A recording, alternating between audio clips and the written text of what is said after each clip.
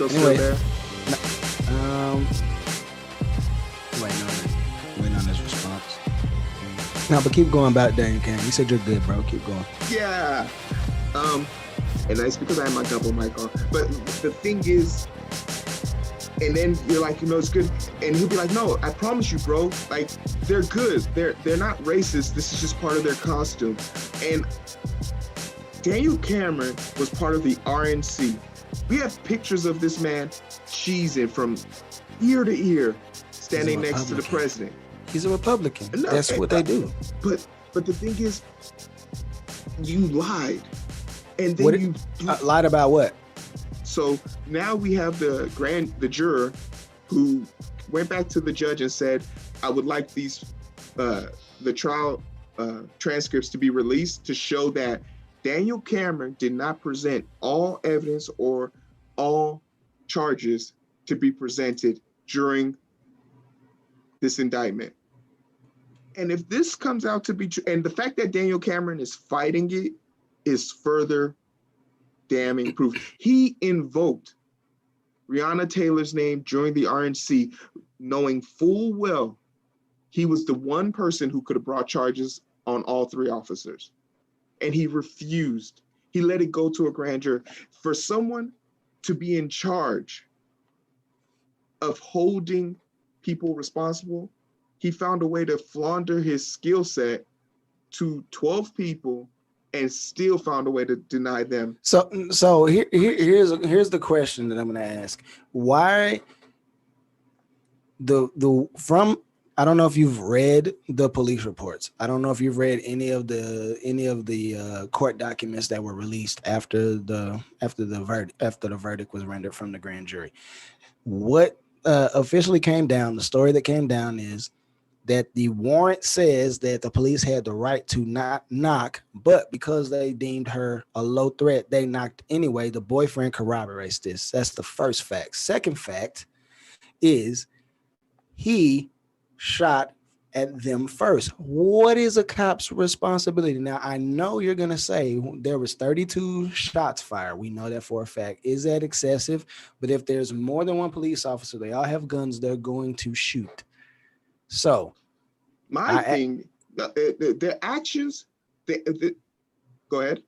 No, what I'm saying is if Kenneth Walker does not shoot his gun, is Breonna Taylor alive? Yes or no? That I can't. Okay, okay. So let me ask you a question. With what percentage of certainty do you believe that Breonna Taylor would have been alive if Kenneth Walker does not shoot his gun first? Still 75%. Okay, 75%. If Kenneth Walker, let's say Kenneth Walker does shoot first, but make sure his woman is out of the way, would Kenneth Walker be alive? Probably not. And Breonna Taylor would have been alive. And the point would have been way greater. No, but what you're talking about is one-off. That's what ifs. No, but we're talking specifically about this situation. There are a lot of variables. The thing that I'm referencing. You're talking about Daniel Cameron, and I'm talking about that too. But we want to hold people, quote, a lot of people are pissed off at the cops. And for shooting back. No. But this is my whole thing. The reason why this is bad, this is horrible, this should have never happened, is because there were pre-investigations that were dropped. One, we know that the mailmaster acknowledged that no packages being sent to this address were deemed suspicious. Two, when the warrant was asked to do this no-knock warrant, it didn't go through proper procedures and policies of the police department. And three, from the body cam footage, there are literally officers at the time saying, this is a little bit overboard. We don't need all of this for a drug search for a low target. So this further backs my whole idea of this these officers who went through with it knew that there was probably a chance that they weren't going to get something, but still were okay with putting people's lives in danger. And that's what makes it bad. They would have never made it to Kenneth Walker if they did their jobs in the beginning. That is my point. And the fact that Daniel Cameron doesn't want to hold them responsible for botching the pre-investigation is further damning of him. We're talking about what ifs as if they didn't already make a mistake. If they never made a mistake, they never know who Kenneth Walker is. They never know who Breonna Taylor is. Am I right? I agree with that. So that's my whole point. We can talk about after the fact. The point is, Eric, if someone kicked in your door, you're showing up with your gun. Oh, and I'm gonna be alive because I'm telling you, I'm a better shot than most cops. So, and that's what I'm saying. That is a normal reaction for anybody. You show up to my front door unannounced. Furthermore, kick the door down. I don't care if you're the police or not. You're getting shot. Straight up. So how can we sit here and pretend like Kenneth Walker is the bad guy? He's not. He's an American hero. No, I'm not gonna give him that. You know why? Because it's his responsibility. You would be an American hero. I would be an American hero if my woman was alive. See, and number two, actually, I would be bullets. I would no. My woman would be alive, and I probably would be dead. Y'all would be burning candles for me in front of my. I'd be burning down city halls. Because you're my brother, that's different. But I'm saying ultimately, my woman would be on TV boo-hooing, and I would be immortalized. I'd be a hero because I'm gonna be dead. I'm taking all the smoke, and my woman's gonna be protected. See, that's what I got a problem. You shoot one shot. Why didn't you dump your magazine? Why is your woman in a line of fire? Why isn't anybody? I mean, I'm not trying to veer off. I know we're talking about Daniel Cameron, but at the end of the day, you got to understand, politics is a game. I'm not necessarily saying I disagree. I actually do disagree slightly with him going after these police officers. The one cop who was completely negligent, that dude should never be and the police chief said, "Now you're done." I completely agree with that. You should never have another job. You should never be allowed to carry a weapon ever again. That's my opinion. I like, we got some people in the chat real quick. Shout out to all three of you guys watching right now. That's how we grow. Our goal is to get to 230 subscribe identifiers today. Let me correct my lingo. Yeah. Real quick. That. Hey, Ladora. How you doing? Shout it out for the love. Thanks. How you Jess, doing? Hey, I appreciate you. Hey, Jess, you just subscribed. Jess, let me play something for you. Boom, that's you, ain't it? That's you, man. That's you coming to the channel. Yeah, that's so that's Jesse, my brother. He said police definitely made a mistake here and it should be responsible. It was an accident, but if it was a citizen's accident, it would be manslaughter at least. Good point. Amen. Good point. The thing that in closing with Daniel Cameron that I just want to get to push on to our next topic, because I think we got 30 minutes till the show starts. Daniel Cameron benefits, and you have to watch his press conferences to really understand my despise for him. He benefits from being able to say stuff like, hey, you're not giving, when people say, hey, you're not giving black people the justice they seek, he benefits from being able to then turn around and say, well, I'm a black man, so I think I know what type of justice we're seeking. All skin folk ain't kinfolk. No. Now you quoting that silly broad who said that. Nah, that former police chief. I'm not with that. Okay, Heero. Let me entertain my thought. Do you and I agree politically? No. Or am I skin folk or kinfolk? You're kinfolk. Why? Because you would not lie on my sister if I got shot. You wouldn't deny me justice and claim to be my brother. You would rather pull every fucking molar out of your back and your mouth before you lie on my dead grave. For sure, I'm gonna take a L politically before I let. But this is why he is skin folk, because he's not willing to take a bullet to Now hold he these now he's officers not accountable. he's kinfolk. He just is not. He just doesn't. He don't have an invite to the He's family not reunion. kinfolk, bro. He's He's kinfolk not. with no invite to the family reunion. Can you at least meet me there? If he's kinfolk, he got to go back to Africa to gain that card. He got to go back and get his shit. He got to go And back. only you can say that because you are from Africa. So we gonna let that ride. Because if you were any other skin color but that telling them to go back to Africa, we'd be putting a hood on you, brother. Come on Hey now. man, look, I just want him to be real. If you go shuck and jive, man. Hey, I'd rather know it. But for him to keep trying to play both sides of the fence, like we don't see the interviews, nah, bro, you gonna feel every piece of this. And that is, see, Eric, we should have done a third one because now we got 30 minutes. We're so efficient. Remember when we haven't even talked about your boy. I know you didn't really want to go there, but I mean, let's talk. You want to talk? I want to talk about Ice Cube. I want to talk Ice Cube and this platinum package.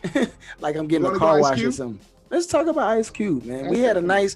So let me just give the people some backstory. Heero and I argued on the phone like an hour and a half early in the week about Ice Cube. Which ultimately led us to ironically meet in the middle, because that's usually what happens when we yell at each other for 2 hours. So Ice Cube goes and has a sit down with, or at some point a phone conversation. I'm not quite clear what it is. I'm probably more like a phone conversation, but he could have gone to DC and had a conversation with the Trump administration after talking to the Biden camp, and I'm like, yeah, it sounds cool, but let's talk after the election. So he wasn't trying to wait. So, the Trumpster called him up and he went and did the thing, and he faced a lot of derision online, which I don't think he cared about. But Heero took issue with his approach. And Heero, can you please enlighten the people on that? All right. So I am by no means a person who is fond of our political process. But I feel like when your name is Ice Cube and you're looking to make a push for Black people, when you are taking it upon yourself to speak for all of Black community, I think it behooves you not to grace the few blessed minds in the Congressional Black Caucus. I think it behooves you not to speak to a few governors who just won big in their primaries.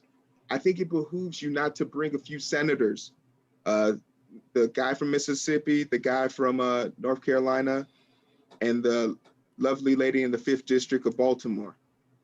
I think it behooves you not to bring these people into the conversation to better help your line, because the thing that ended up happening with Ice Cube is his contract was overlaying with ideas that are sitting right now on that, I was about to drop an F-bomb, on that damn turtle's desk, that racist turtle's desk, Mitch McConnell. There are literally bills that are on Ice Cube's contract sitting on Mitch McConnell's desk and being refused from seeing the floor. So the thing is, he didn't realize it at the time, but you just got played, bro, because the things you're asking for, people have been talking about. And they didn't give it to us then, and they're not trying to give it to us now. But they would definitely throw your name out there. They would definitely throw your name out there 2 weeks before the election, when a vast majority, when the biggest population of Black males have voted in years. There are Black people who didn't vote for Obama voting right now. That shit is serious.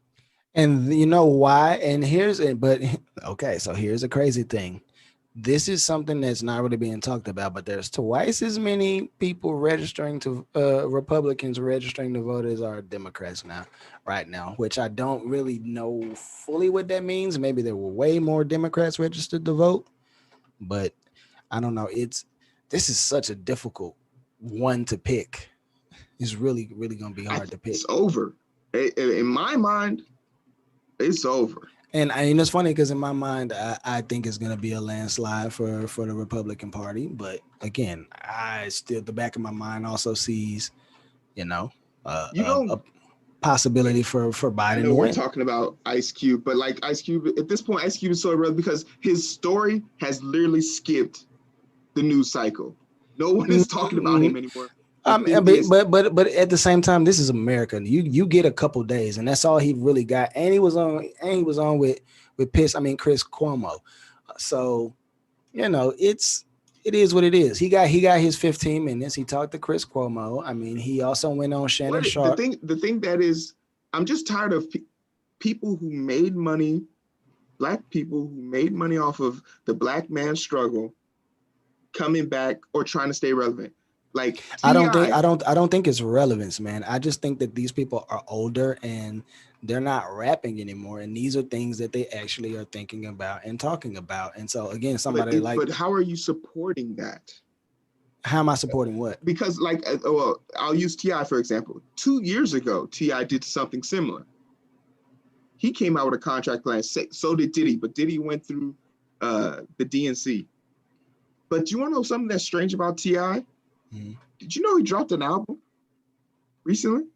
Yeah, I I didn't know that. You want to know you how I know found out? only reason why I found out is because just happened to be on YouTube Music, scrolling through the new releases and happened to see it. Ask But I me didn't how I even found out, Eric. is Instagram. Yes, and it was because he was hosting a party for over 300 people, and guess how many masks I counted in that group? Zero. Six. Six unfortunate servers holding Yeah. bottles. So this is this your king? Is this the person who wanted to bring the first contract? My thing is, he was all about black people now back in the day, and now to fast forward 2 years, the contract didn't come through, and he's no longer worried about his people. He's worried about his money. And this is something that begs the question, because we could go off into the tangent about how he has affiliations with the Trump administrations prior to this contract, which is sus. Oh, Brock. Hey, Brock's in the building. What up, Brock? Brock, he's hey, my man's was just out there on daddy duty, man. You gotta go support the youngin, man. Not to deviate, but his daughter is But a hella talented on that softball field. Anyway, most deaf.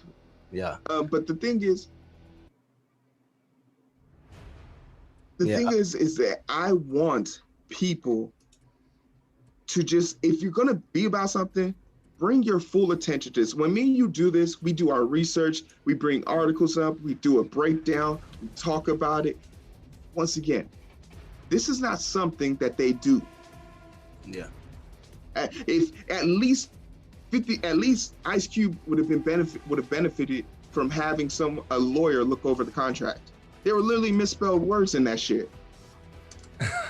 Now that's out of pocket, bro. You got too much money to. Yeah, that's all I'm saying, man. Just what's good, Brock, man? We actually are straggling for it, and we want to do a quick rundown real quick of, since we got a few little people, we got 5 people in here watching this with us, man. Yeah, man, y'all rocking. So honestly, just to wrap up the Ice Cube thing, like this guy though, he's made a complete, I won't say a complete 180, but he's definitely shifted gears, man. He's kind of dropped it down into a low gear, man. He needed a little bit more torque.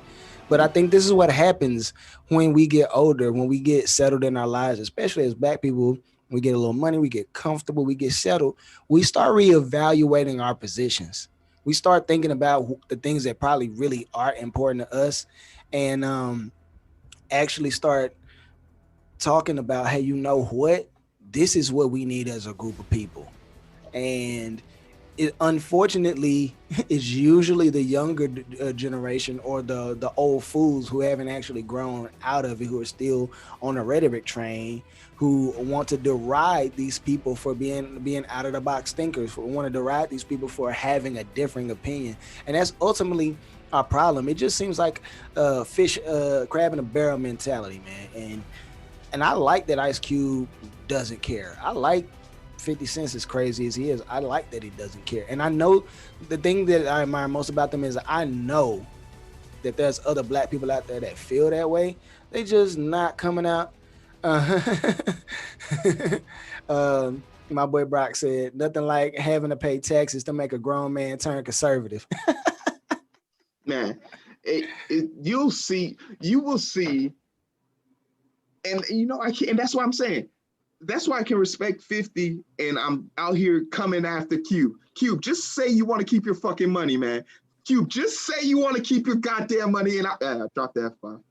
I don't. Again, I'm going by what he says, and again, we'll watch what he does. Everybody's actions either have to be congruent or incongruent with their words. So, based on what he said, my man says he is looking to bridge the wealth gap between black people and every other people group in this country. And again, if you could have done to help that out, hey Cube, come on the identity booth.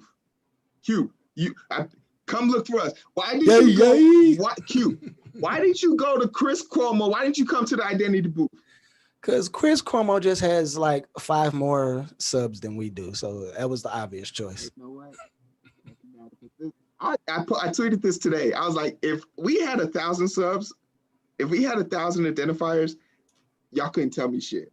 I'd be acting totally different. We'd be acting the fool. We probably would. I'd bring out my dashiki. I'd throw it over my shoulder. Y'all wouldn't be able to say I have a fan. I'd be eating grapes. There'd be rose petals at my feet that y'all never see. Oh man, we're gonna have to put the garb on. Y'all don't know, but Heero's mom blessed your boy with some traditional garb that I can wear when I go to these events now. So your boy official. You're official. You got family colors too. I do got family colors. Like somebody see me with that hat on, bro. They're gonna be super salty. They're gonna be salty. That's okay. All right, so we got intro for the debate just starting. We got 23 minutes until the debate pops off, but we got some. All right, so then let's run down real quick. Janet Brown, commissioner of the presidential debate. She's the executive director. All right, so basically, guys, hey, we just finished the podcast segment. We're going to be heading into the debate segment here. My name is Heero. This is my BFF, Eric. Even though we yell at each other. When we're not yelling at each other, even when we're yelling at each other, me and Eric, when we used to have this show in person, we used to bump elbows, and that's how you knew me and Eric were going to come to blows. Or that was when we were shutting down. That was when we were quiet. Like whenever we had a quiet shutdown, that's when you knew me and Eric had beef. But like we'd be bumping elbows. But what me and Eric are trying to do here is identify with you guys as you try to identify with us. The identity booth is surrounded around that. And that's sort of our mission. But we have a few other goals. We have a few other aspirations. And one of them is, if you're watching this, and I know right now there's 5 people watching this. And we love you all. But the best way to support us is to just stop what you're doing, hit the share button, and go ahead, let other people know that this is happening. Encourage them to join us. Encourage them to let them know that we have a good time here. Share this on whatever platform you got. Whatever you can do. Share with your enemies. Share with the fucking Karen. Damn, that's up 2 F-bombs. Finance. She's in finance and she thinks she's an executive administrative voter and she tries to tell you what your job is, but you've been there longer. Don't let her own you. Don't let her come in the booth. But you can share it with her in the booth. Yeah, well, I need you to go ahead and add a couple extra F-bombs to that, bro. I only did it twice, so I have 2 up there right now. Okay, it says F booms. We need to fix that too, unless we coining a new term. And we have 225 subs, identifiers. We want to get to 230 tonight, so that's the big reason on YouTube. On Twitch, we have 8 subs. We're trying to get that to 10. We've been trying to get Twitch to 10 since we started this back in August. Mm-hmm. So we're struggling there, but hey, it's all right. We're moving slow forward. And steady. The tortoise for the hare. Slow and steady wins the race. That's how we've always been. But we did make ground. We did break ground with our booth boss. And our booth boss is basically someone who interacts with us. The person who comments the most in the chat will be our booth boss. They are people who help us because that echo, I didn't know there was an echo. You guys let me know there was an echo. We appreciate that. That's how it works. Shout out to bro. Yeah, who was that? Jess? Yep. Jess, man, you're on your way to booth boss. But he working right now, so he might be in and out. But I know Brock, he just finished up, so I'm sure he gonna be commenting quite a bit this evening. All right, so, and just to recap real quick, our last Twitch subscriber was Octashoe, who is a lovely German woman.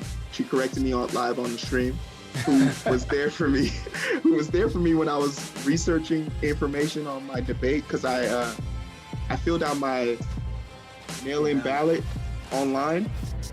Check it out, it was the last stream. And then our last sub on YouTube was Rod. So if you want your name to pop up there and you get a cool fusion dance, subscribe, man, it'll happen. Unless your channel's private. But let's go ahead and switch over to the debate channel so we can see what they're saying. Eric, you doing all right, man? Bro, I'm a little warm in my house with my feelings now. Bro, I'm a little hot. Yeah, I'm gonna have to figure out another solution.